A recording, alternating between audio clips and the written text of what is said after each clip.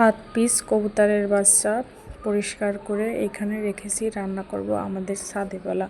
আসসালামু আলাইকুম, কেমন আছেন আপনারা? আশা করি সবাই ভালো আছেন। দেখছেন কবুতরের কি পরিমাণ তেল হয়েছে, এই গোস্ত রান্না করলে এত স্বাদ লাগে। কবুতরের গোস্ত সবসময় আপনারা হাতে মাখায় রান্না করবেন, দেখবেন অনেক স্বাদ, মাশাআল্লাহ এত স্বাদ।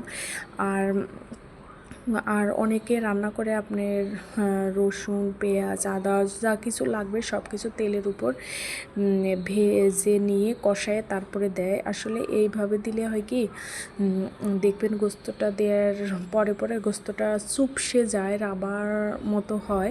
ওইটা কষাইতে কষাইতে ঠিক হয়ে যায়, কিন্তু আপনার হাতে মাখায় গোস্তটা রান্না করলে ওইটা কষায় রান্না করলে এত মজা হয়, অনেক মজা হয় মাশাআল্লাহ। এইভাবে আমরা কবুতরের মাংস রান্না করি আর খেতে অনেক স্বাদে। এইভাবে আপনারা রান্না করে খেয়ে দেখতে পারেন, তারপরে বললেন যে আসলে এইভাবে রান্নার স্বাদ না ওইভাবে রান্নার স্বাদ। এইভাবেই রান্নার স্বাদ বেস্ট।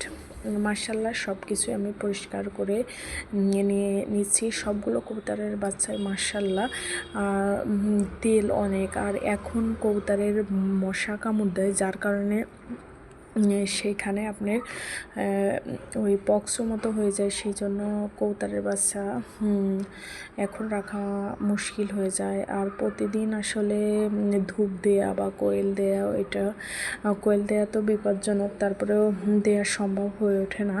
মাশাআল্লাহ দেখেন, নিজেদের ছাদে পালা কবুতরের গোস্ত, নিজেদের পালা জিনিস খাওয়া আর কিনে খাওয়া কখনোই এক হয় না। যতই আপনার টাকা থাকুক যাই থাকুক, কিন্তু নিজেদের পালা জিনিসের একটা মনে হয় আলাদা শান্তি, প্রশান্তি যাই বলেন। আমি সমস্ত সব কিছু পরিষ্কার করে নিচ্ছি, আর এই যে একবারে করে নিচ্ছি, একসাথে রান্না করব। আর আমার বাচ্চা ওই লেকের ওই পিস দুইটা, ওই দুইটাই খায়, ওইটুকু খায়। ওইখানে কতটুকু গোস্ত থাকে সে ওইটাই পছন্দ, অন্য কোনো তার পছন্দ, সে গোশ একদমই খেতে চায় না, খায় না, তার খুব মাছ পছন্দ, তাই কবুতর দে। আর এইভাবে আপনারা গিলে বা যাই এটা কি বলে জানি না, পরিষ্কার করবেন। আর পাশে একটু ছিদ্র থাকে, ওইখানে কিন্তু গন্ধ হয়, যার কারণে এটা এইভাবে